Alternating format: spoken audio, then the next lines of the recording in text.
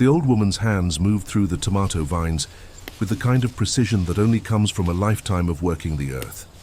Her fingers, gnarled and spotted with age, plucked the ripe fruit with a gentleness that contradicted their weathered appearance. The farm stretched out around her in modest rows, nothing like the vast fields that surrounded it on all sides, but it was hers. Every inch of the 20 acres had been paid for with her own sweat, her own silence, her own carefully constructed forgetting. Maria Tesaro was 83 years old, and she had spent the last 52 of those years pretending to be someone she was not.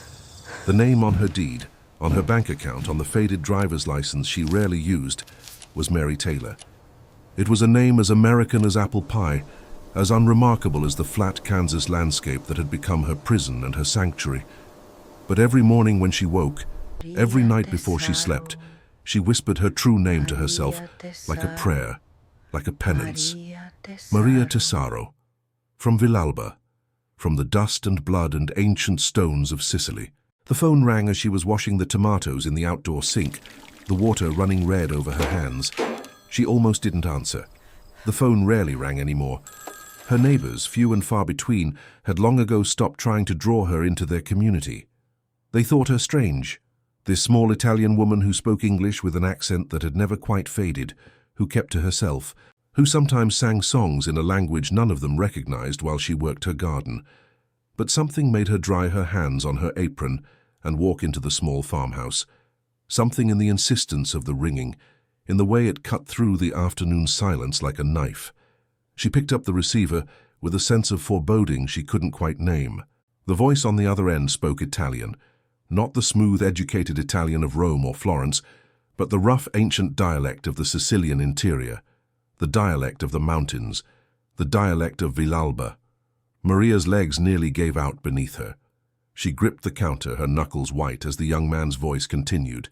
He was asking about someone named Giuseppe Corvo. He was asking if she had known him. He was asking about codes, about messages, about things written in a language that no one alive should still remember. She should have hung up. She should have pretended not to understand. She had spent more than half a century building a wall of silence around her past, and this phone call was a wrecking ball aimed directly at its foundation. But the sound of her native dialect, the mention of that name, Giuseppe Corvo, it pulled words from her throat before she could stop them. "Yes," she said in Sicilian. "Yes, I knew him. I knew many Corvos. The old ones, before the fire." The young man's breath caught. There was a pause, and then his voice came back sharper, more urgent. He told her his name was Luca Corvo. He told her he was calling from New York. He told her his grandfather had left papers, letters written in a code that mixed Italian and something else, something older. The family's consigliere couldn't read them. The old men they'd brought in couldn't decipher them, but someone had suggested, someone had remembered, that there was a woman, very old now, who had come from Villalba. A woman who might remember. Maria closed her eyes. The kitchen around her seemed to fade, replaced by narrow stone streets, by the smell of wild fennel and blood oranges, by the sound of church bells that rang out over a village that no longer existed. She saw faces. Her mother's face, her brother's face, Giuseppe Corvo's face, young and fierce, before the vendetta, before the fire, before everything turned to ash. She told Luca Corvo that she was old, that her memory was not what it once was. She told him she had left that world behind a lifetime ago. She told him he should not have called, but he persisted. He told her it was important. He told her it concerned his family's honor. He told her, and this was what finally broke through her resistance, that his grandfather Giuseppe had written her name in his final letter, Maria Tesaro, the last daughter of Villalba, the keeper of the old words. When she finally hung up the phone, her hands were shaking. She walked outside and stood among her tomato plants, looking out at the vast Kansas sky, so different from the sky of her youth. She had thought she was safe here. She had thought the past couldn't reach her in this flat, empty land, where no one knew what Villalba meant, where no one remembered the fire, where no one cared about Sicilian vendettas that had burned out generations ago. She was wrong. That night, she couldn't sleep. She lay in her narrow bed and listened to the wind moving through the wheat fields beyond her property. She thought about Giuseppe Corvo. She thought about his son, Salvatore, who would have been just a boy when the fire came. She thought about promises made in blood and silence, about secrets buried so deep she had almost convinced herself they were gone. But secrets like hers never truly die. They wait, they gather strength in the darkness. They watch for the moment when they can claw their way back into the light. 3 days after the phone call, a car appeared at the end of her long dirt driveway. It was black and expensive, utterly out of place against the backdrop of wheat and sky. Maria was in her garden when she saw it. She straightened slowly, her hand going to the small of her back, where the arthritis lived like a constant reminder of her age. She watched as the car approached, moving slowly, deliberately, like a predator that knows its prey has nowhere to run. 2 men got out. They were young, in their 30s perhaps, wearing dark suits that looked uncomfortable in the Kansas heat. They approached her with a careful deference that Maria recognized immediately. These were not police. These were not government men. These were soldiers, made men. They carried themselves with the particular stillness of those who have done violence and will do it again without hesitation. One of them spoke to her in English, polite and formal. He told her that Don Salvatore Corvo requested her presence in New York. He told her that arrangements had been made. He told her that she would be compensated for her time. He told her all of this as if it were an invitation, as if she had a choice. Maria looked at them for a long moment. She could see other men waiting in the car, shapes behind tinted windows. She thought about running, about screaming, about calling the county sheriff. But what would she say? That men in suits had come to ask her to visit New York, that she was afraid of Italians bearing old names. The sheriff would think her senile. And besides, Maria knew the truth that law enforcement would never understand. When the Mafia comes calling, there is no refusing. There is only the manner in which you answer. She told them she needed to pack. She told them she needed to make arrangements for her farm. The men nodded, patient and implacable. One of them followed her into the house, standing in her small kitchen while she gathered a few clothes, a few photographs. She moved slowly, buying time to think, but her mind was empty of plans. Where could an 83-year-old woman run? What could she possibly do against the reach of a family like the Corvos? In her bedroom, she opened a drawer that she hadn't touched in years. Beneath old sweaters, beneath layers of deliberately forgotten things, she found a small wooden box. Inside was a photograph, brown with age, showing a young woman in a white dress standing next to a young man in a dark suit. Her wedding day, before it all went wrong. Before the accusations and the fire and the flight across an ocean, she looked at the woman's face, trying to see herself in those features, but the distance was too great. That girl was dead. She had died in Villalba 52 years ago. But apparently her ghost had just been summoned to New York. The drive to the airport took 4 hours. The men didn't speak to her beyond basic courtesies. They put her on a private plane, small and luxurious, and she sat in the leather seat feeling like she was being transported to her own execution. One of the men sat across from her, watching her with eyes that were neither kind nor cruel, simply vigilant. As the plane lifted off and Kansas fell away beneath them, Maria looked out the window at the patchwork fields, the straight roads, the geometric simplicity of a land that had never known the old vendettas, the old blood feuds, the old ways of settling scores that stretched back centuries.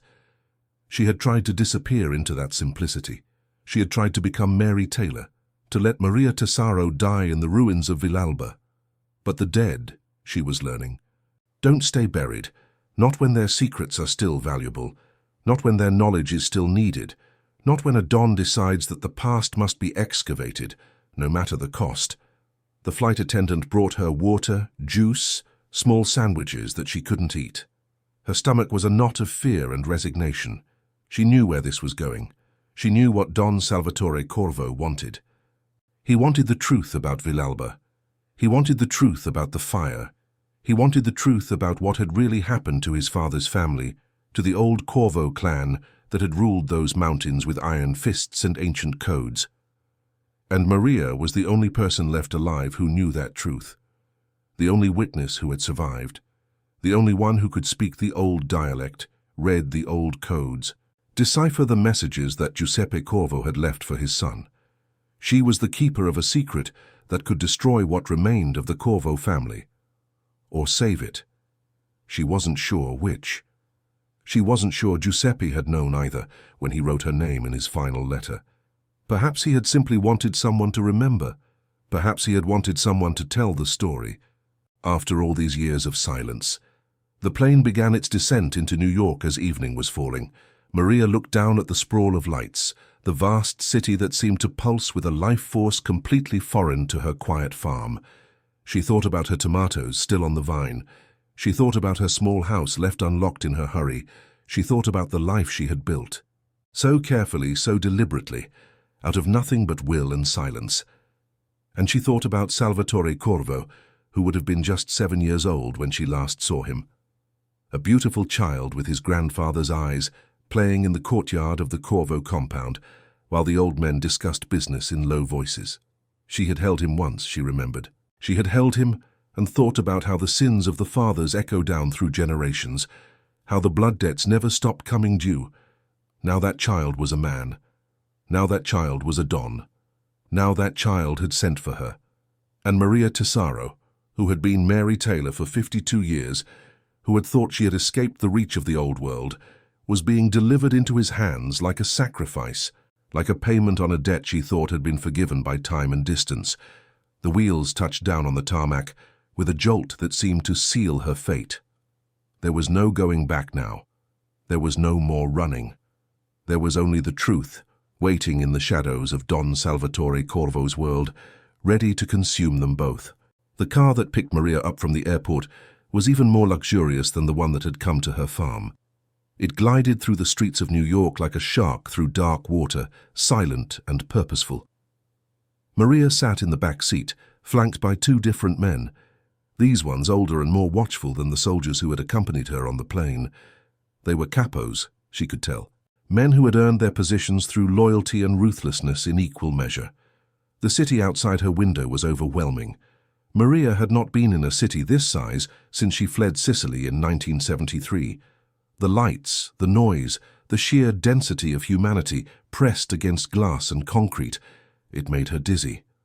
Or perhaps that was fear. Perhaps that was the knowledge that she was being taken to meet the son of the man whose family she had helped destroy. They drove for what felt like hours, though it was probably less. The city gradually changed around them, becoming less frantic, more controlled. The buildings grew taller and more elegant. The streets became cleaner. This was money. Old money. The kind that bought silence and compliance, and the best lawyers in America.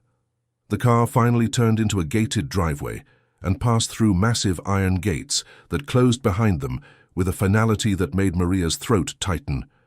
The mansion that rose before them was like something from another era, a piece of old-world grandeur transplanted to American soil. Stone and iron and windows that looked like watchful eyes, gardens that were too perfect, too manicured, maintained by invisible hands.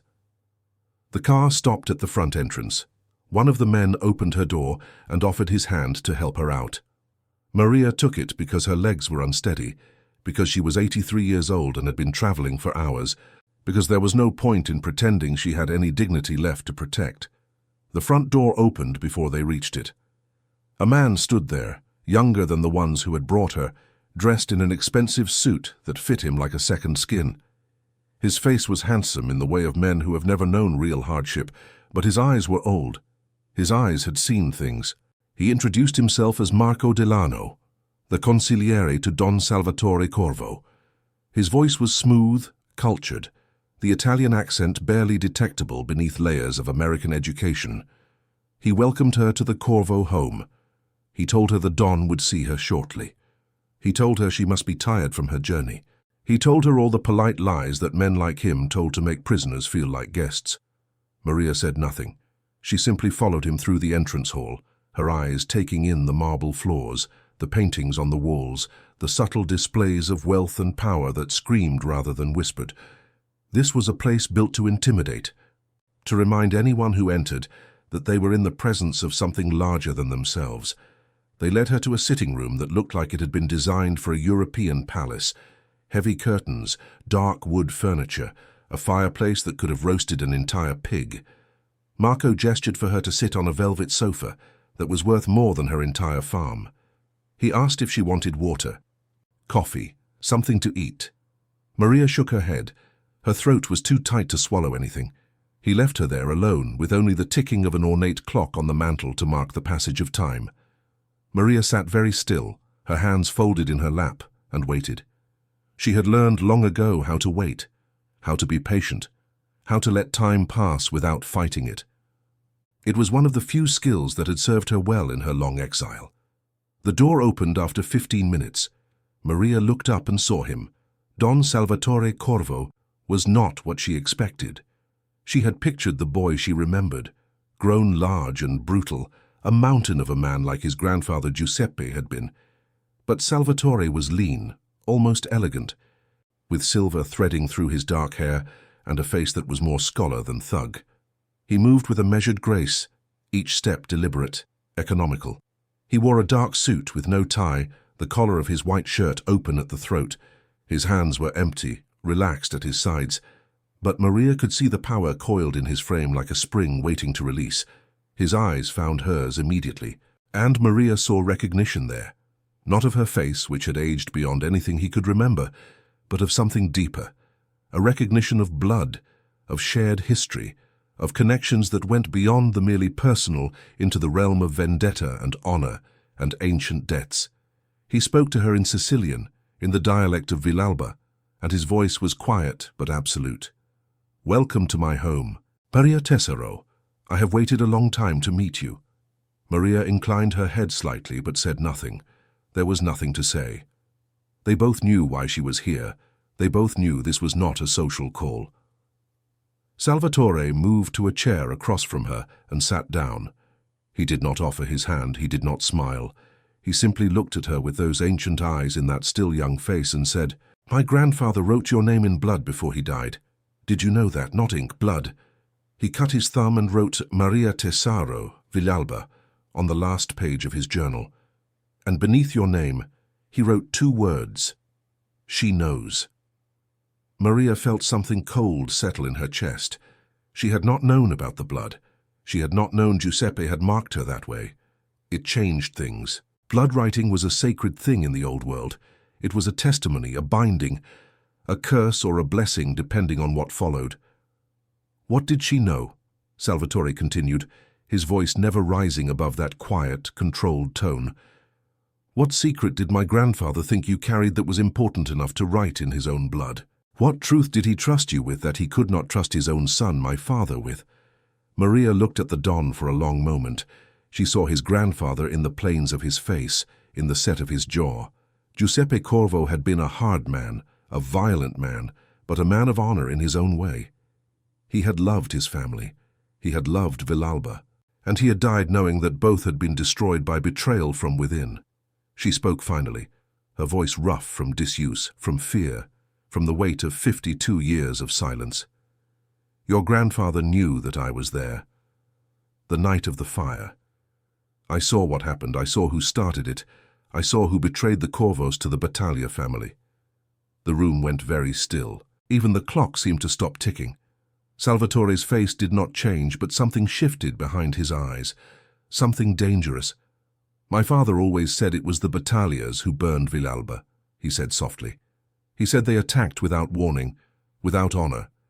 He said the Corvos were victims of treachery. Maria nodded slowly. Yes, the Battaglias burned Villalba. But they did not do it alone. They could not have done it alone. The Corvo compound was too well defended. Too many men. Too many guns. The Battaglias could never have breached the walls without help from inside. She watched Salvatore's hands tighten on the arms of his chair. His knuckles went white, but his face remained calm, controlled. This was a man who had learned to master himself, to never show weakness, to never let emotion override reason. Who, he said. It was not a question, it was a command. Maria closed her eyes. She had carried this secret for so long. It had eaten at her like a cancer, like a poison. She had fled Sicily because of what she knew. She had hidden in Kansas because she feared what would happen if the truth ever came out. But now, sitting in this room with Giuseppe Corvo's grandson, she understood that there was no more hiding. The past had caught up. The debt had come due. Your uncle, she said quietly. Antonio Corvo, Giuseppe's younger brother. He opened the gates. He disabled the alarms. He sent away half the guards on the night of the fire. He did it for money, yes, but also for power. He wanted to rule Villalba himself. He thought the battagliers would let him be their puppet don after the old guard was eliminated. The silence that followed was absolute. Maria opened her eyes and looked at Salvatore. His face was a mask, but his eyes were burning. She could see the rage there, carefully controlled, carefully banked, but burning nonetheless. "My father never knew," Salvatore said finally. "He never knew his own uncle betrayed us." "No," Maria said. "Giuseppe made sure of that. He suspected. Near the end, he pieced it together. But by then, Antonio was dead too. He died in the fire he helped start. The battagliers killed him anyway once they had what they wanted. They never intended to let any Corvo live. Except you lived," Salvatore said. "And my father lived. And I lived. 3 Corvos, scattered to different parts of the world, all believing the same lie." Maria nodded. "Giuseppe got you out. You and your father. He gave his life to make sure you escaped. But he knew, at the end. He knew the truth. And he knew I knew. I was there, you see. I was in the compound that night. My husband worked for your grandfather. We lived in the servants' quarters. I saw Antonio talking to the battalion men at the back gate. I saw him take their money. I saw him smile when he opened the doors." "Why didn't you tell anyone?" Salvatore asked. "Why did you run? Why did you hide?" "Because Antonio had friends," Maria said simply. "Because not everyone in the Corvo organization was loyal to Giuseppe. Because if I had spoken, I would have been killed. And my children, my family, they would have been killed too. So I ran. I took my children and I ran to America. And I buried Maria Tesaro and became Mary Taylor, and I tried to forget." "But you didn't forget," Salvatore said. "No," Maria whispered. "I didn't forget." Salvatore stood abruptly. He walked to the window and looked out at the manicured gardens, his back to Maria. She could see the tension in his shoulders, the way his hands were clenched at his sides. This was a man barely holding himself together. "My grandfather's last letter," he said without turning around. "The one written in code. Luca brought it to me months ago. We couldn't read it. The consigliere couldn't read it. The old-timers from Sicily couldn't read it. It was written in the old dialect mixed with references only someone from Villalba would understand. That's when Luca started searching.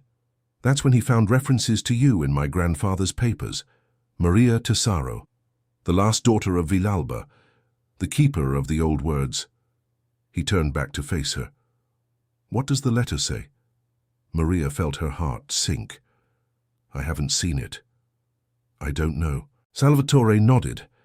He walked to a desk in the corner and picked up a folder. He brought it to Maria and handed it to her. Inside were photographs of yellowed pages covered in Giuseppe Corvo's distinctive handwriting. Maria's hands shook as she looked at the words. It took her several minutes to decipher the message.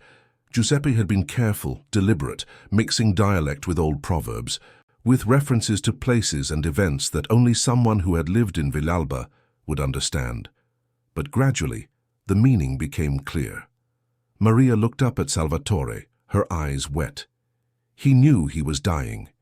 He knew there was no time to tell your father everything. So he wrote this, for you, for when you were old enough to understand. "What does it say?" Salvatore demanded. "It says that the blood debt is not finished.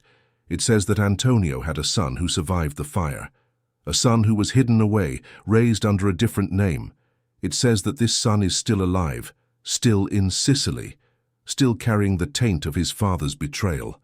Maria paused, gathering her courage for what came next. "It says that until this son is dealt with, the Corvo name will never be clean. The family will never have true honor. And it says that only you, Salvatore, can make things right, because you are the last true Corvo, the last one who carries Giuseppe's blood without Antonio's stain." Salvatore's face had gone pale. "Who?" he asked. "Who is this son?" Maria looked down at the letter again, at Giuseppe's careful handwriting. She found the name, hidden in a proverb about wolves and sheep, encoded in a way that only someone from Villalba could decipher. "His name is Dante Marino," she said quietly. "He is 59 years old. He owns a vineyard in the hills outside Palermo. He is respected, wealthy, connected to every major family in Sicily. And according to your grandfather, he has spent his entire adult life trying to destroy what remains of the Corvo legacy. Quietly, carefully, a little bit at a time. Salvatore sat back down heavily. His face was no longer controlled. She could see the shock there, the rage, the betrayal. This was information that changed everything. This was a revelation that shattered the foundation of what he thought he knew about his family's history. "How do you know this is true?" he asked finally. "How do you know my grandfather wasn't mistaken? How do you know this Dante Marino is really Antonio's son?" "Because I delivered him," Maria said softly. "Antonio's wife, Sofia, she went into labor during the fire. I was with her. I helped bring the baby into the world while the compound burned around us.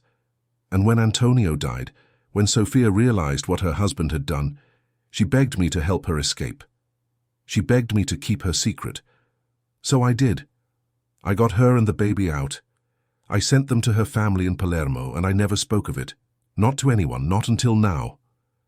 The room fell silent again. Salvatore looked at Maria with an expression she couldn't quite read. It was not anger. It was not gratitude. It was something more complex, something that encompassed the full weight of their shared history, their shared trauma, their shared survival. "You have been carrying this burden for 52 years, he said finally. "You have been alone with this knowledge, this terrible knowledge, for your entire adult life." Maria nodded. "I thought it would die with me. I thought no one would ever need to know, but Giuseppe knew. Giuseppe understood that secrets like this don't die. They wait. They grow. They poison everything they touch." Salvatore stood again. He walked to a sidebar and poured himself a glass of whiskey. He did not offer one to Maria. He simply drank it in one smooth motion, then set the glass down with careful precision. "You will stay here," he said, "in this house, under my protection, until this matter is resolved. You will have everything you need, anything you want, but you will not leave. You will not contact anyone outside these walls. You will not speak of this conversation to anyone except me and my consigliere. Do you understand?" Maria understood perfectly. She was not a guest, she was a prisoner, a witness who knew too much to be allowed to walk free. Don Salvatore Corvo could not risk her talking, could not risk this information spreading before he decided what to do with it. She nodded her acceptance. There was nothing else to do. She had known from the moment she answered that phone call that her life as Mary Taylor was over, that she would never see her farm again, that she would never again wake up to the Kansas sunrise and pretend that Maria Tesoro had died in the flames of Villalba. Salvatore called for Marco. The consigliere appeared almost immediately, as if he had been waiting just outside the door. Salvatore gave him instructions in rapid Italian. Maria was to be taken to the guest wing. She was to have a suite of rooms.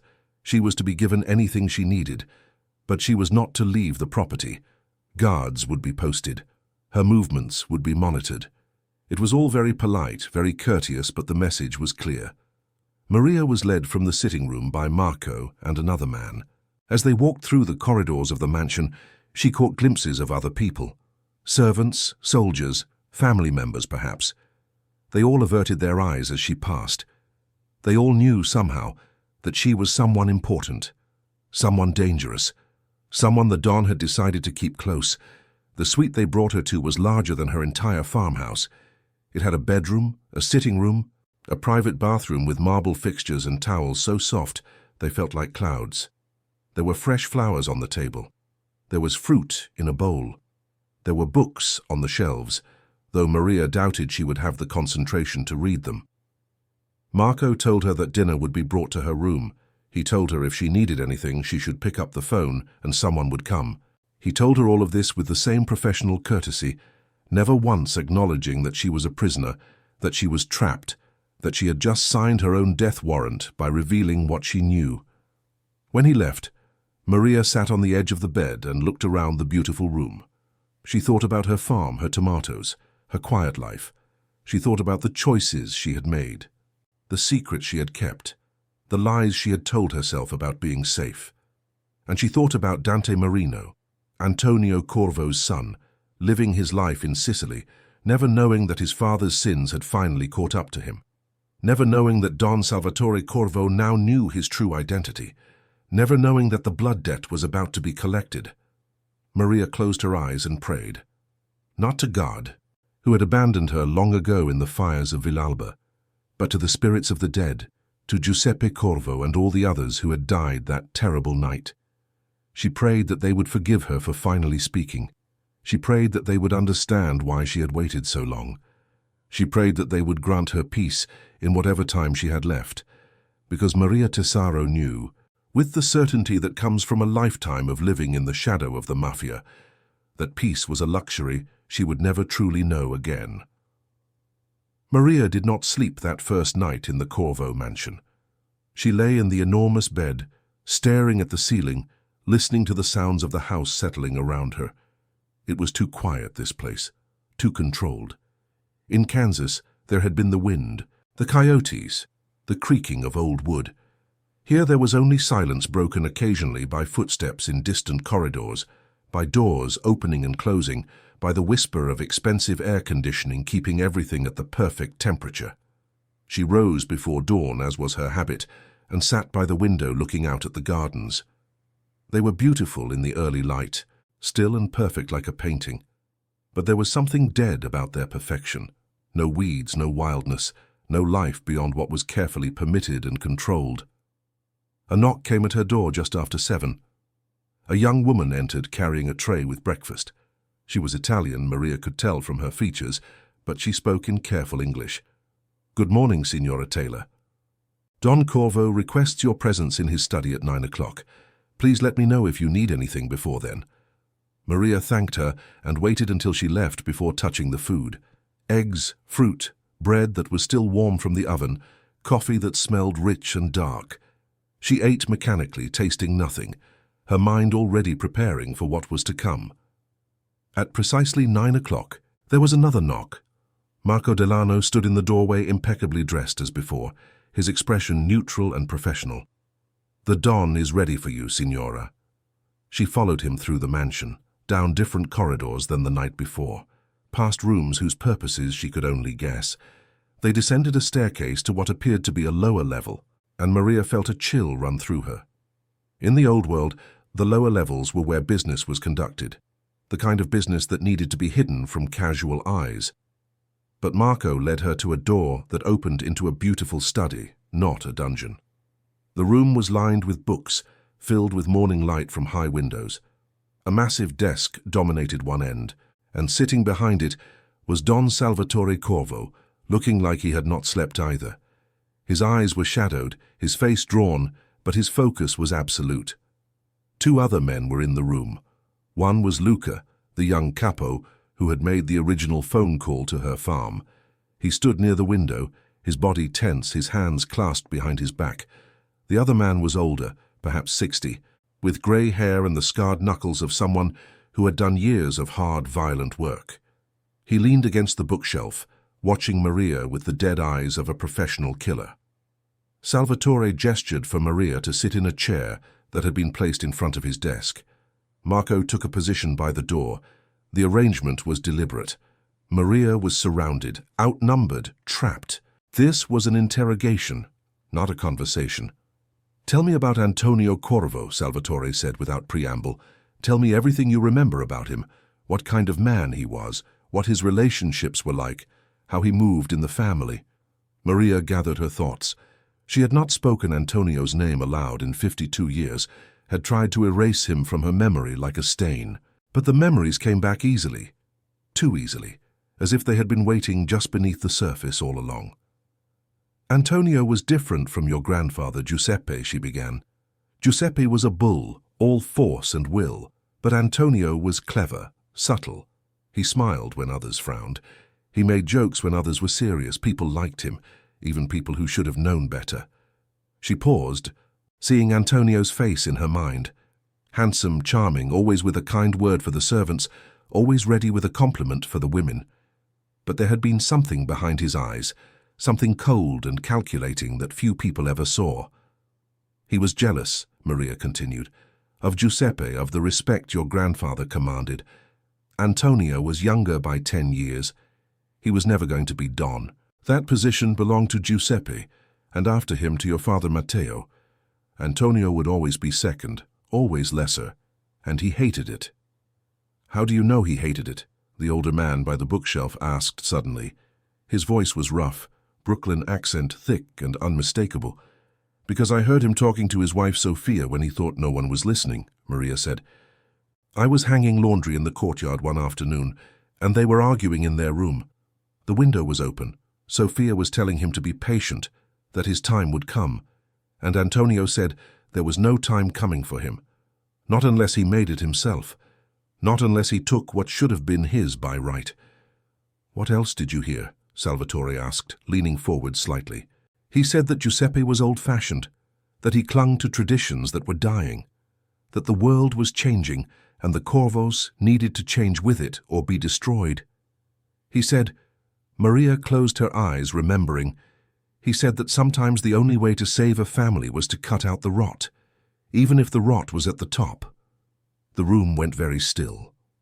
Maria opened her eyes and looked at Salvatore. The Don's face was expressionless, but she could see the muscle working in his jaw. When did you hear this conversation? Salvatore asked. 3 months before the fire. Maybe less. Time blurs together after so many years. And you told no one. Maria shook her head. Who could I tell? I was a servant's wife. Antonio was a Corvo. If I had spoken against him, who would have believed me? And even if they had, even if Giuseppe had listened, what could I have said? That Antonio was ambitious, that he was angry? Every second son in every crime family feels that way. It's not proof of betrayal. But you suspected, Luca said from his position by the window. You knew something was wrong. I felt something was wrong, Maria corrected. But feeling is not knowing. And in that world, here in Villalba, you did not accuse a Corvo of anything without proof that would get you killed just for possessing it.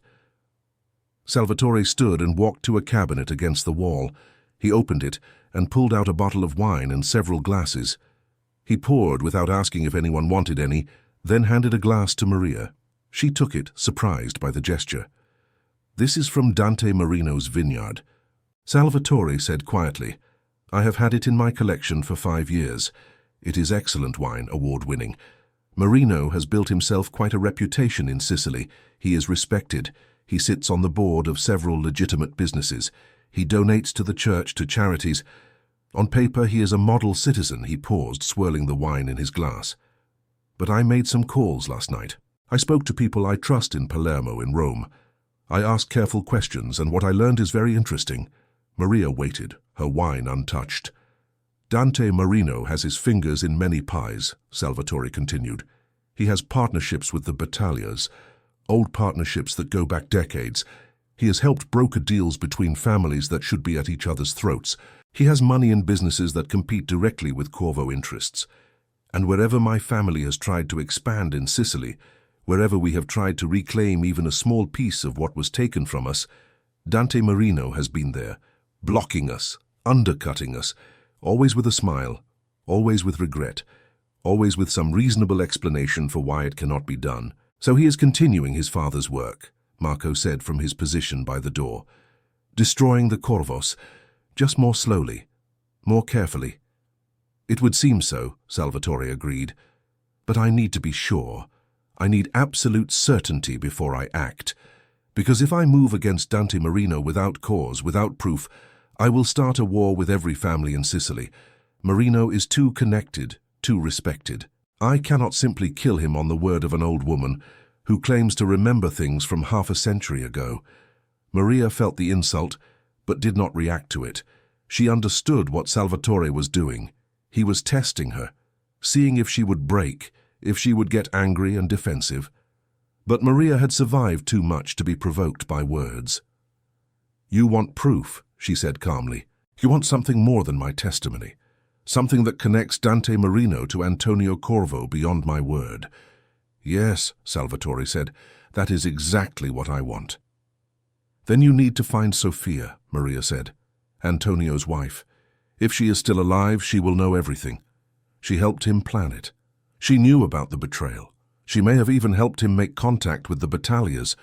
The older man by the bookshelf straightened. Sofia Corvo died in 1995, he said. Cancer. It was in the obituaries. She was living in Palermo under her maiden name, Bellini. Maria shook her head. Sofia Bellini died in 1995, but I don't think it was Sofia Corvo. Sofia was terrified after the fire, terrified of what would happen if anyone found out what Antonio had done. She changed her name, yes, but she did more than that. She reinvented herself completely. New papers, new history. She had family with connections. They could make someone disappear, make them into someone else entirely. How do you know this? Luca asked skeptically. Because I helped her, Maria said quietly. After the fire, after we escaped with baby Dante, Sofia came to me. She knew I was planning to flee Sicily. She begged me to help her do the same. She said she had money, that Antonio had hidden money away, that she could pay for both of us to start new lives, so we made a plan. We would both disappear. She would go one way, I would go another, and we would never contact each other again, never speak of what we knew. It was the only way to stay alive. And you agreed to this, Salvatore said. You helped the wife of the man who destroyed my family. I helped a terrified woman with a newborn baby, Maria shot back, her voice sharp for the first time. I helped someone who had just watched her husband die for his betrayal. Someone who knew that if the Corvos ever found her, they would kill her and her child without hesitation. What would you have had me do? Kill her myself? Kill the baby? The room fell silent. Maria could see she had surprised them with her vehemence, but she did not care. She was tired of being judged for choices she had made when she was young and frightened, and trying to survive in a world that offered no mercy to women like her.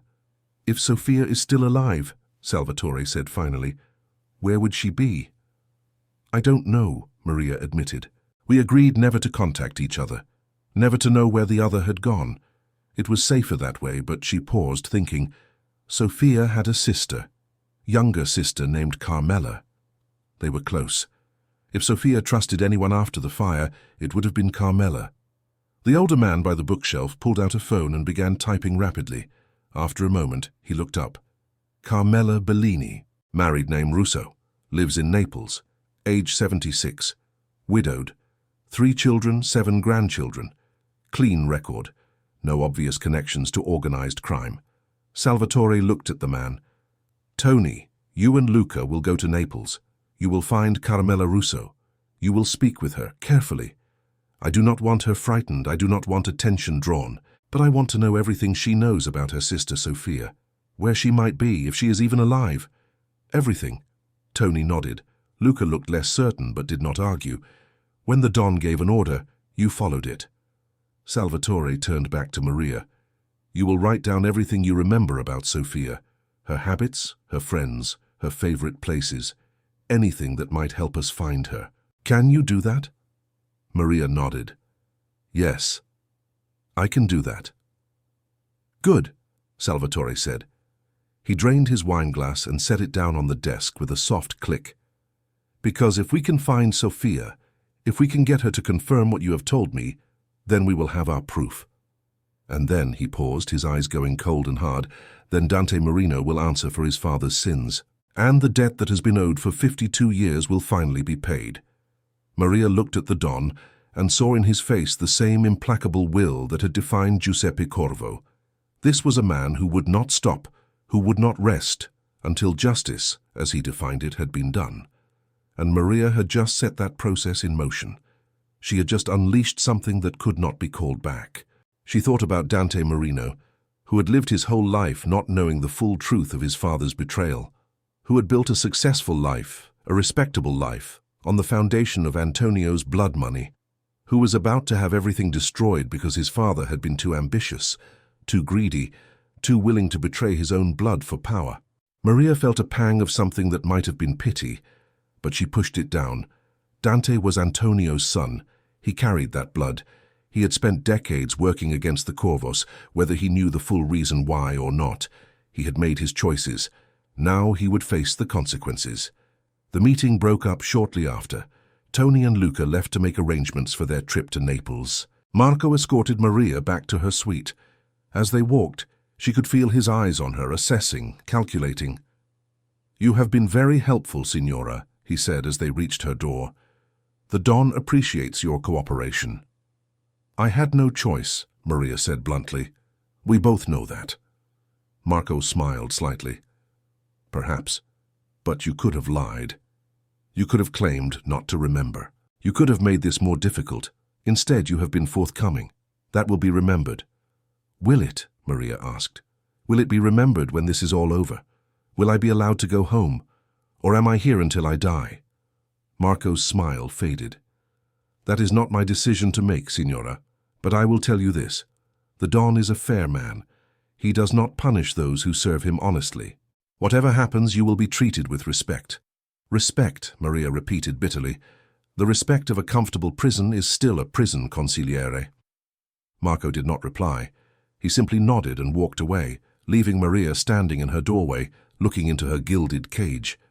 She spent the rest of the day writing down everything she could remember about Sofia Corvo. It was easier than she expected. The memories flowed like they had been waiting for permission to surface.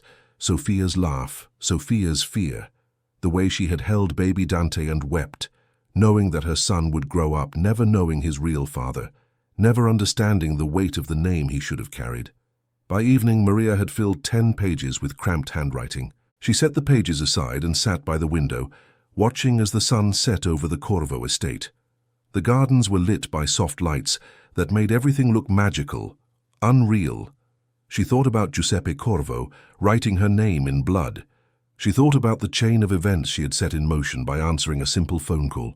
She thought about all the years she had spent hiding, all the silence she had maintained, and how quickly it had all come undone. And she thought about what would happen when they found Sofia, when the truth finally came out completely, when Don Salvatore Corvo had all the pieces he needed to bring down Dante Marino and anyone else who stood in his way. Blood called to blood. Debts demanded payment. And in the world of the Mafia, there was no such thing as forgiveness. There was only justice, cold and absolute and final. Maria closed her eyes and listened to the sounds of the mansion settling into night.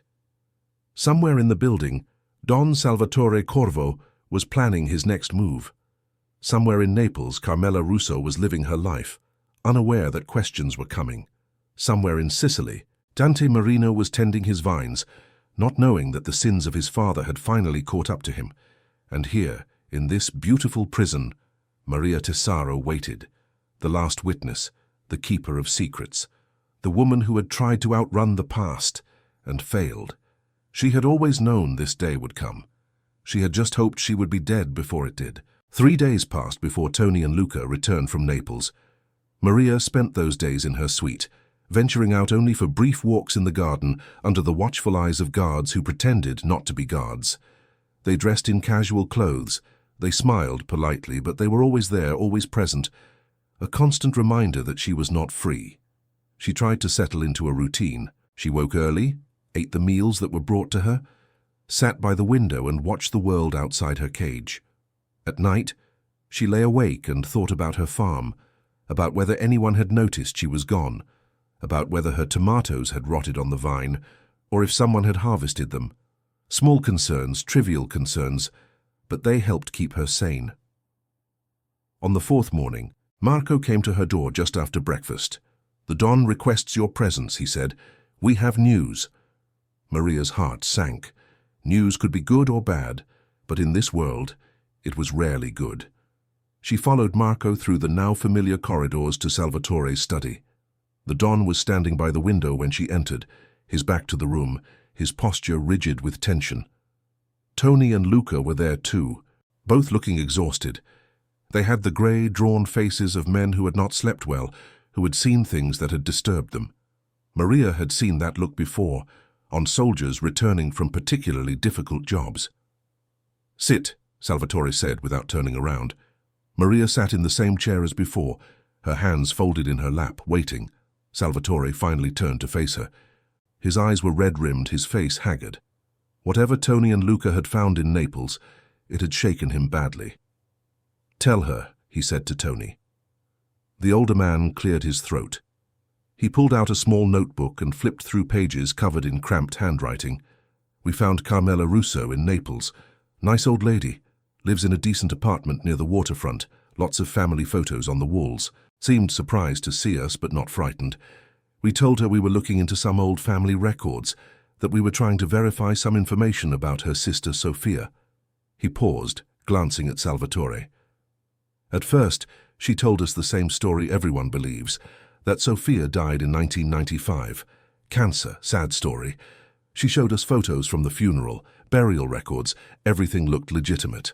But it wasn't, Maria said quietly. Tony shook his head. No, we pressed a little. Not hard, just persistent. We told her we had reason to believe Sofia might have faked her death, that we needed to find her for legal reasons, nothing sinister. We made it sound like there was money involved, an inheritance that needed to be claimed. And she believed you? Maria asked. She wanted to believe us, Luca interjected. You could see it in her face, the hope that maybe her sister could finally come out of hiding, finally stop running. So she made some calls. She told us to come back the next day. When we returned, Tony continued, Carmela had a phone number for us, a cell phone registered in Malta under a company name.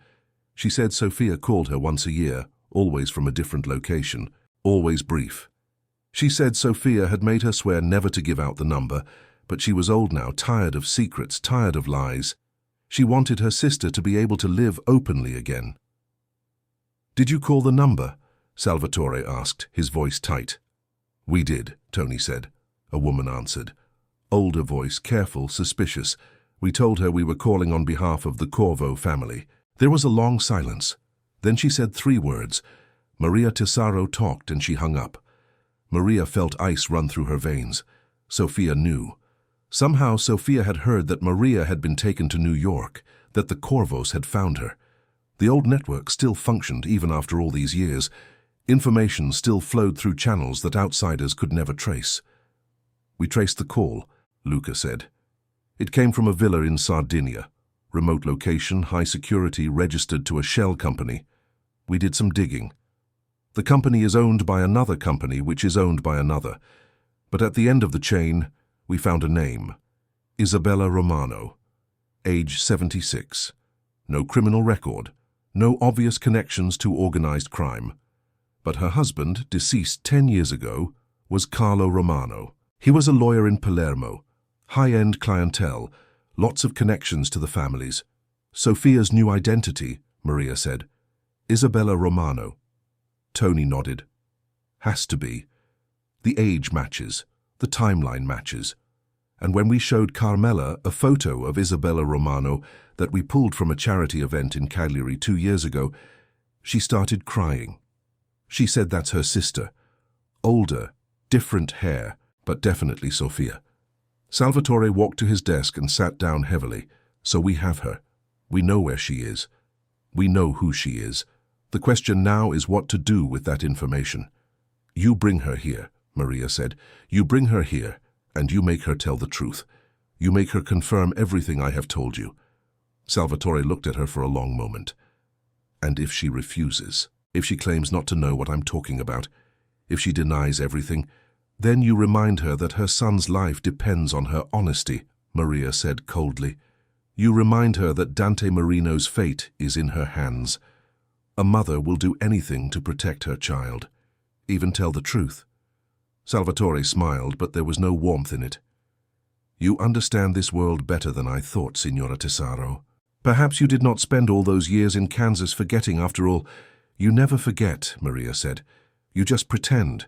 You build walls of silence and routine and distance, but the memories are always there. The knowledge is always there, waiting. Salvatore nodded slowly. He looked at Tony. Make arrangements. I want Sofia, Isabella, whoever she is. I want her brought here, quietly. No violence unless necessary. Make it clear that we simply want to talk. Make it clear that her cooperation will be remembered favorably. And if she runs, Tony asked. Then we go to Dante Marino directly, Salvatore said, his voice going hard. And we have a very different conversation, one that ends with blood instead of words. Tony and Luca left to begin preparations. Marco stayed, standing by the door as always. the silent observer. Salvatore poured himself a drink and offered one to Maria. She accepted this time. The whiskey burned going down, but it was a good burn, a warming burn that pushed back the chill that had settled in her bones. "You are afraid," Salvatore observed. "I can see it in your eyes." "Of course I'm afraid," Maria said. "I have just set in motion events that will destroy lives, perhaps end lives. How can I not be afraid?" "You could have stayed silent," Salvatore said. "You could have refused to help. You could have claimed not to remember anything." "And you would have let me go?" Maria asked skeptically. "No," Salvatore admitted, "I would not have. But I would not have had the truth either. I would have been forced to act on suspicion instead of knowledge. More people would have died. The wrong people, perhaps." He paused, studying her face. "You did the right thing, Signora. You have given me the tools to bring justice to those who destroyed my family. That is not something to be ashamed of." "Justice," Maria repeated. "Is that what this is? Or is it revenge dressed in prettier clothes?" "Does it matter?" Salvatore asked. "The end result is the same. Antonio Corvo betrayed his family. His son has spent decades continuing that betrayal. They will be held accountable. That is how this world works. That is how it has always worked." Maria drained her glass and set it down. She felt very old suddenly, very tired. The weight of her years pressed down on her like a physical force. "I'm 83 years old," she said quietly. "I have spent my entire adult life running from this moment. And now that it's here, now that the truth is coming out, all I feel is empty. Not relieved, not vindicated, just empty." "You will feel differently when it's over," Salvatore said. "When the debt is paid and the balance is restored, you will understand that this was necessary, that this was right." "Will I?" Maria asked. "Or will I simply feel like I traded one kind of guilt for another?" Salvatore had no answer for that. He simply looked at her with those ancient eyes and said nothing. The next week passed in a strange limbo. Maria was allowed more freedom to move around the mansion, though always with guards nearby. She met some of the other residents, Salvatore's wife, a beautiful woman named Gianna, who looked at Maria with a mixture of curiosity and wariness. Salvatore's son, a young man in his early 20s named Enzo, who had his father's eyes and his grandfather Giuseppe's build. Various cousins, associates, hangers-on who populated the Corvo household like planets orbiting a sun. They all treated Maria with careful respect, but she could see the questions in their eyes. Who was this old woman? Why was she here? What did she know that made the Don keep her so close? Maria said nothing to any of them. She ate her meals, took her walks, sat in her suite, and watched the days pass. And she waited. On the 8th day, Marco came to her room in the evening. "She's here," he said simply. "Sophia. Isabella. She arrived an hour ago. The Don wants you present when he speaks with her." Maria's heart began to pound. After all these years, she was going to see Sophia again. The woman who had held her baby while Villalba burned. The woman who had begged for help, for mercy, for a chance to save her son from the sins of his father. The woman who had disappeared into a new life and left Maria to carry the weight of their shared secrets alone. She followed Marco down to a different part of the mansion. They descended stairs that led to what appeared to be a wine cellar, then through a heavy door into a room that was clearly designed for interrogations. It was not as brutal as some Maria had seen in her youth. No chains, no obvious instruments of torture. But the single chair bolted to the floor, the bright light overhead, the drain in the center of the room, they all spoke of a space where unpleasant truths were extracted. Sophia was already there, sitting in the chair. She was not restrained, but two large men stood on either side of her, making it clear that leaving was not an option. She looked older than Maria had expected, though she supposed she looked the same to Sophia. Her hair was white, her face lined with age and stress, but her eyes were the same, sharp, intelligent, afraid. When Sophia saw Maria, her face crumpled. She began to cry, silent tears that ran down her cheeks without sound. Maria felt something twist in her chest. This was the woman she had helped save. This was the woman whose secrets she had kept for more than 50 years. This was the woman who was about to be forced to betray her own son to save her own life. Don Salvatore Corvo entered the room like a storm. His presence seemed to fill the space, pushing out everything else. He stood in front of Sofia, looking down at her with an expression of cold fury barely held in check. "Sofia Bellini Corvo," he said, his voice echoing in the concrete room, "also known as Isabella Romano, wife of the traitor Antonio Corvo, mother of Dante Marino. Welcome to my home." Sofia said nothing. She simply continued to cry, her hands clasped tightly in her lap. "You know why you are here," Salvatore continued. "You know what I want from you. The truth. All of it. Everything you know about your husband's betrayal. Everything you know about the fire that destroyed Villalba. Everything you know about what your son has been doing for the past 30 years. "I don't know anything," Sofia whispered. "I was just a wife, just a mother. I didn't know what Antonio was planning." "Liar," Salvatore said softly. "Maria Tesaro has already told me everything. She heard you talking to Antonio. She saw you with the battaglia representatives. She helped you escape with your newborn son after the compound burned. So don't insult me by claiming ignorance." Sofia's eyes darted to Maria. There was accusation there, betrayal, anger. But there was also understanding. They had both known this day would come eventually. They had both known that secrets this big could not stay buried forever. "Tell him," Maria said quietly. "Tell him the truth. It's the only way to save Dante now. It's the only way to give him a chance." "My son has done nothing wrong," Sofia said desperately. "He doesn't even know. He doesn't know who his father really was. He doesn't know about the betrayal. I made sure of it. I raised him to be good, to be honest, to be nothing like Antonio. But he has spent his entire adult life working against the Corvos," Salvatore said, "blocking our business, undermining our interests, helping our enemies. So either he knows exactly who he is and what he's doing, or he has been manipulated by others who know the truth. Either way, he is guilty. Either way, he answers for Antonio's sins." "No," Sofia sobbed. "No, please, he's my son, my only child. You can't punish him for what his father did. You can't make him pay for crimes he didn't commit." "Blood pays for blood," Salvatore said coldly. "That is the law. That is the code. Antonio Corvo destroyed my family, killed my grandfather, burned my ancestral home, scattered the Corvos to the winds. His son will answer for that. Unless," he paused, "you give me a reason not to kill him." Sofia looked up at Salvatore with desperate hope in her eyes. "What reason? What could I possibly tell you that would save my son?" "The truth," Salvatore said. "Complete and total truth. Every detail of the betrayal, every name of everyone involved, every piece of evidence that proves Antonio was the traitor, and most importantly, proof that Dante knows nothing. Proof that he is innocent of his father's crimes. Give me that and I will spare him, I will let him live. But he will know the truth. He will know what his father did, and he will answer to me for the rest of his life."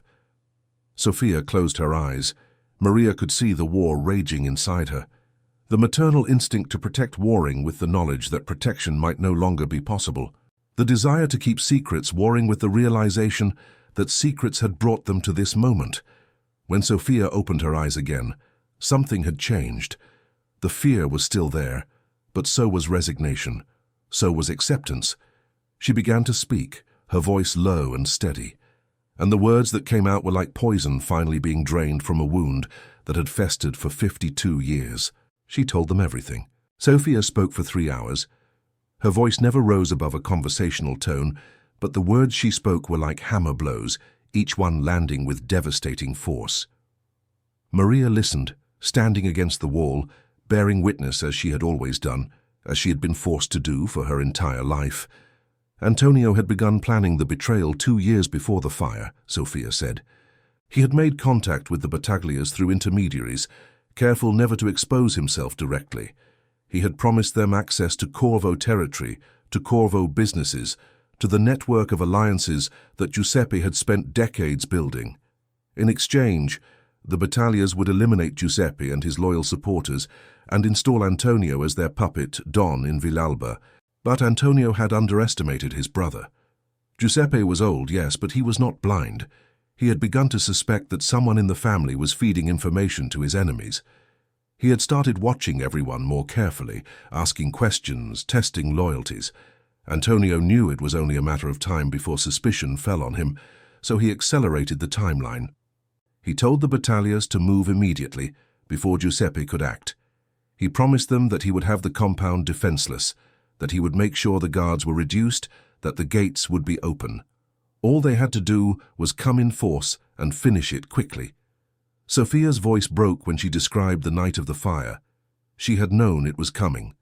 Antonio had told her to pack a bag, to keep it hidden, to be ready to run. But she had not known it would be so brutal, so complete. She had not known that the battalions would burn everything, would kill everyone, would leave nothing standing, and she had not known that Antonio would die too. He had thought he was untouchable, that his deal with the battalions would protect him, but the battalions had no intention of leaving any Corvos alive, puppet or otherwise. They wanted the name erased, the bloodline ended, the legacy destroyed. Antonio realized his mistake too late, when battalion soldiers turned their guns on him even as he pleaded that they had an agreement. Sophia had watched her husband die in the courtyard, shot multiple times while he begged for mercy that never came. She had held her newborn son and hidden in the servants' quarters while the compound burned around her. And when Maria had found her, had helped her escape through the chaos, Sophia had made a decision. She would disappear. She would take Dante and create a new life, a clean life, free from the taint of Antonio's betrayal. But she had made one critical mistake. She had kept documents, letters that Antonio had written, records of meetings, bank statements showing payments from the battaglias. She had kept them as insurance, as protection, thinking that if anyone ever came for her, she could prove that she had evidence, that she could destroy reputations, that she could take powerful people down with her. Those documents still existed. They were in a safety deposit box in Malta, registered under one of her shell companies. Everything was there. Everything that would prove Antonio's guilt beyond any shadow of doubt. Salvatore had listened to all of this without interruption. Now, as Sophia fell silent, exhausted from her confession, he spoke. "And your son, Dante, what does he know?" Sophia looked up at him with eyes that were hollowed out by grief and fear. "He knows nothing. I swear it on my life. I never told him who his father really was. I told him Antonio died in the fire, that we escaped, that we had to hide because the battalions were hunting survivors. I told him his father was a hero, a victim, not a traitor. Then why has he spent his life working against the Corvos?" Salvatore demanded. "Why has he blocked our business, helped our enemies, undermined us at every turn?" "Because I told him to," Sophia whispered. "I told him that the Corvos were dangerous, that they had brought destruction to Villalba, that we had to protect ourselves by making sure they never became powerful enough to threaten us again. I taught him to fear the Corvo name, to oppose it. But I never told him why. I never told him the truth about his father." Salvatore stood very still. Maria could see him processing this information, weighing it, testing it for lies. Finally, he spoke. "You will give me access to those documents in Malta. You will provide me with every piece of evidence you have, and then you and I are going to fly to Sicily. We are going to sit down with your son, and you are going to tell him the truth, all of it, who his father was, what he did, and why his entire life has been built on a foundation of lies." "No," Sophia said desperately. "Please don't make me do that. It will destroy him. He's a good man. He has a family, children, a life. Don't take that away from him." "His life is already a lie," Salvatore said coldly, "and lies always come out eventually. Better he hears it from you than from me. Better he has a chance to make peace with the truth before I decide what to do with him." "What are you going to do with him?" Sophia asked, her voice barely a whisper. "That depends," Salvatore said, "on how he reacts to the truth. If he accepts it with humility, if he acknowledges his father's crimes and offers restitution, then perhaps we can come to an arrangement. But if he denies it, if he tries to defend Antonio, if he shows even a hint of continuing his father's betrayal, then there is only one possible outcome." He let the threat hang in the air, unspoken but perfectly clear. Sophia understood. Maria understood. They all understood. This was mercy, Corvo style. Conditional, temporary, revocable at any moment. The meeting ended shortly after. Sophia was taken to a guest room, not quite a prisoner, but certainly not free.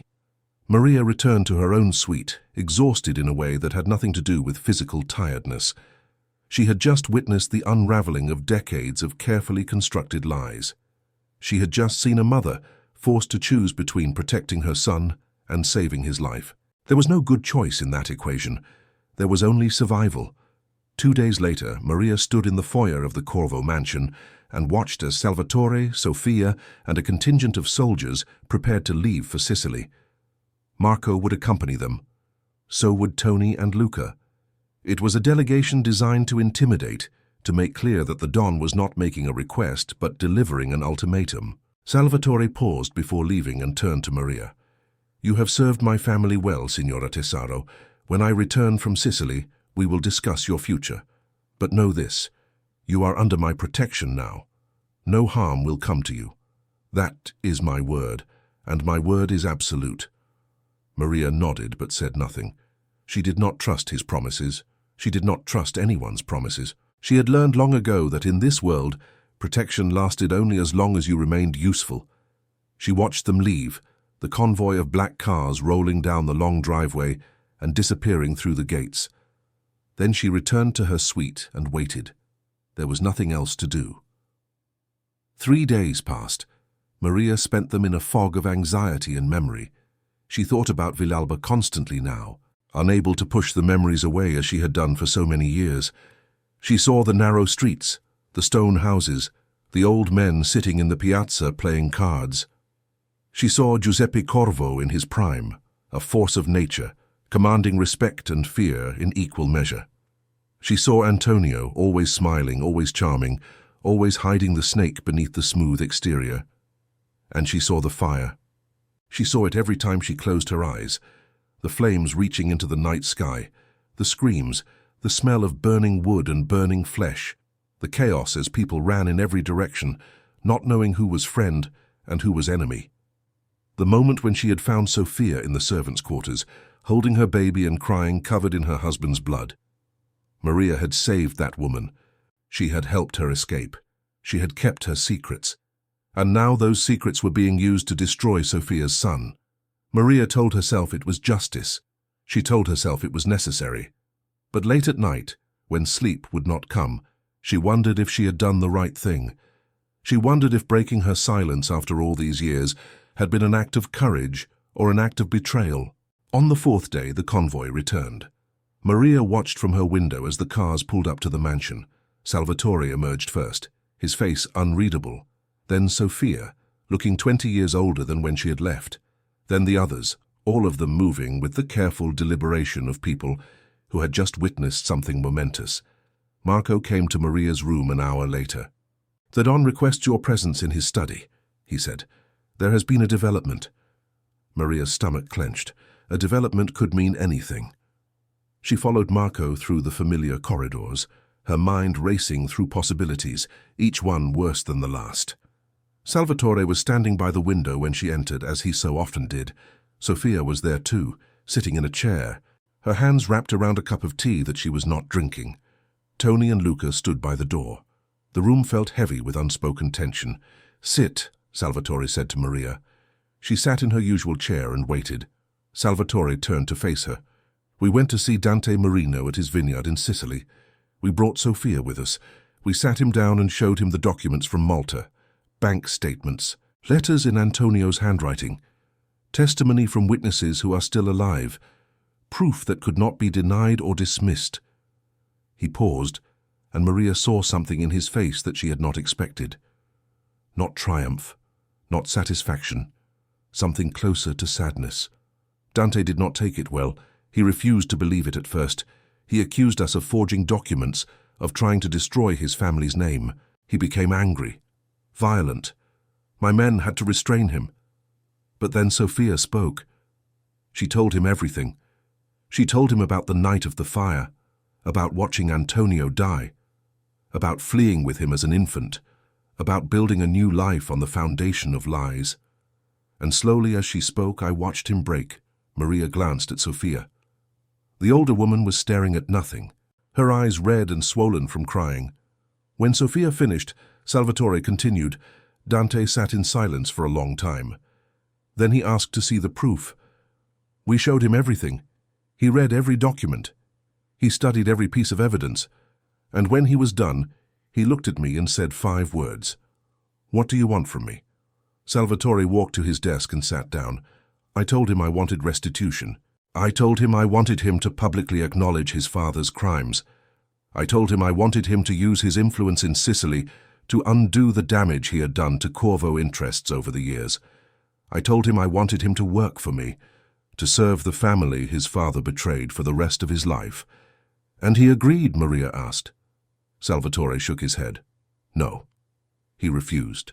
He said he would acknowledge his father's crimes privately but not publicly. He said his children, his grandchildren, they did not deserve to carry the stain of Antonio's betrayal.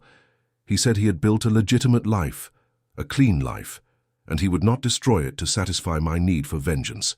So you killed him, Maria said quietly. Salvatore looked at her for a long moment. No, he said finally. I did not kill him. Because as he spoke, as he defended his choice, I saw something in him that I recognized. I saw a man trying to protect his family, trying to shield them from the sins of the past, trying to break the cycle of blood and betrayal that has defined our world for generations.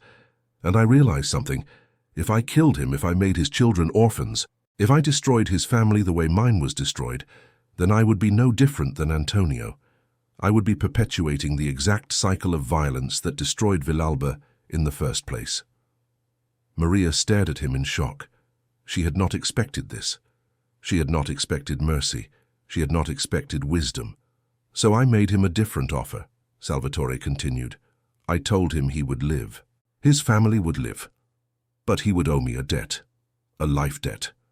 And when I called in that debt, he would answer. No questions, no hesitation. He would do what I asked, even if it cost him everything. He agreed. We shook hands, and then I left him there, in his vineyard surrounded by the life he built on his father's blood money. The room was silent. Maria tried to process what she was hearing. Don Salvatore Corvo, who had every right to exact vengeance, who had the power and the justification to wipe out Antonio's entire bloodline, had chosen mercy instead, had chosen to break the cycle rather than continue it. Why? Maria asked. Why spare him? Because my grandfather taught me something before he died, Salvatore said quietly. He taught me that true power is not in the ability to destroy, it is in the ability to choose not to destroy. It is in the strength to show mercy when vengeance would be easier. Antonio Corvo was weak. He betrayed his family because he was weak. I will not be weak. I will not let his sins define the rest of my life, the rest of my family's future. The debt is paid. The truth is known. And now we move forward. He turned to Maria. And that includes you. Signora Tesaro, you have given me the truth I needed. You have helped me close a chapter of my family's history that has been open for too long. I told you I would discuss your future when I returned from Sicily, so let us discuss it now. What do you want? Money? A house? A new life somewhere far from here? Name it, and it is yours. Maria thought about her farm in Kansas. She thought about her tomatoes, her quiet mornings, her simple life. She thought about going back to being Mary Taylor, about pretending that this had all been a strange dream, about returning to the comfortable fiction she had built. But she could not. The wall of silence had been broken. The truth had been spoken. Maria Tesaro could not hide anymore, could not pretend anymore. I want to go home, she said finally, to my farm, but not as Mary Taylor. I am tired of hiding, tired of pretending. I want to live whatever time I have left as myself, as Maria Tesaro from Villalba. I want to stop running. Salvatore nodded. Then that is what you will have. We will make sure your legal status is secured. We will make sure you have everything you need. And you will live out your days in peace, under the protection of the Corvo family. This I promise you. Maria felt something inside her chest loosen. It was not quite relief. It was not quite peace, but it was something close. Something she had not felt in 52 years. The freedom to be herself. The freedom to stop lying. There is one more thing, Salvatore said. He walked to his desk and picked up a small wooden box. Inside was a letter, yellowed with age. This was with the documents Sophia provided. It is from my grandfather Giuseppe. It was written the week before he died. It is addressed to you. He handed the box to Maria. Her hands shook as she took it. She opened the letter carefully, afraid it might crumble to dust. The handwriting was shaky but still recognizable. Giuseppe's hand, weakened by age and illness but still strong in its way. The letter was short, only a few sentences, but the words made Maria's eyes fill with tears. Maria Tesaro. If you are reading this, then my grandson has found you. He has learned the truth. He knows what Antonio did. I am sorry for the burden I have placed on you.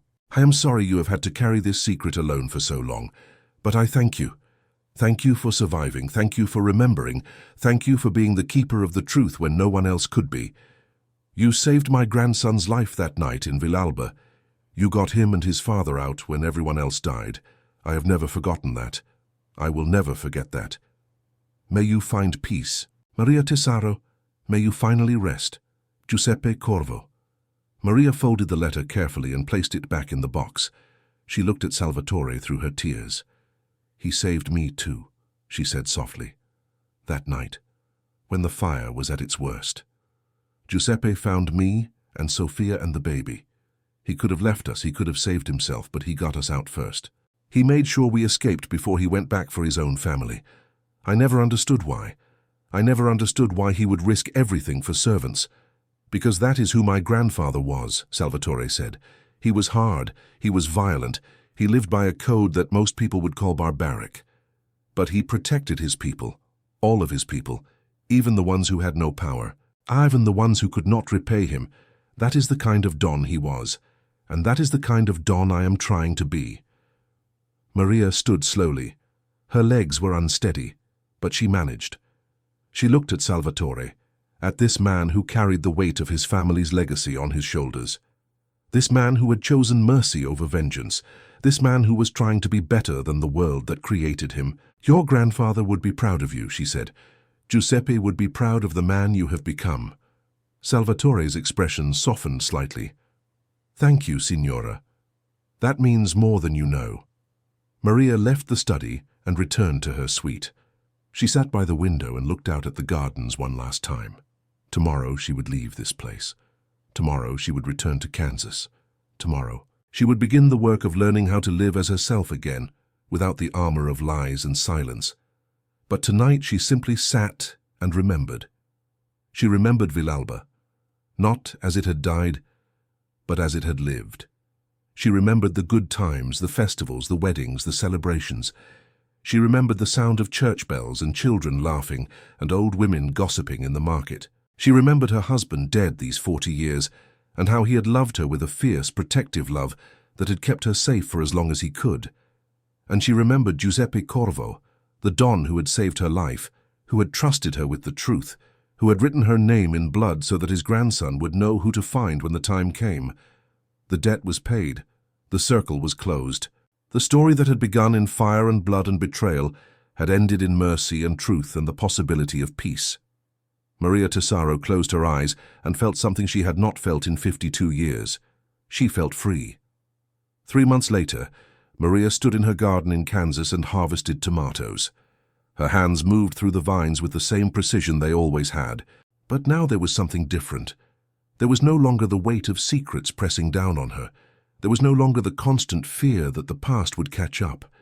There was only the present moment, the warm sun on her face, the smell of earth and growing things. A car appeared at the end of her driveway. Black, expensive, familiar. Maria watched as it approached, but she was not afraid, not anymore. Salvatore emerged from the car alone. He walked through her garden slowly, looking at the rows of vegetables, the modest farmhouse, the vast Kansas sky. When he reached her, he smiled slightly. "I wanted to see where you lived," he said. "I wanted to see the place where Maria Tesaro became Mary Taylor." "And now that you have seen it," Maria asked. "Now I understand," Salvatore said. "This is a good place, a peaceful place, a place where someone could forget, or at least try to."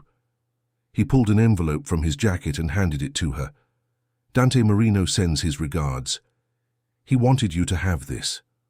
Maria opened the envelope. Inside was a photograph.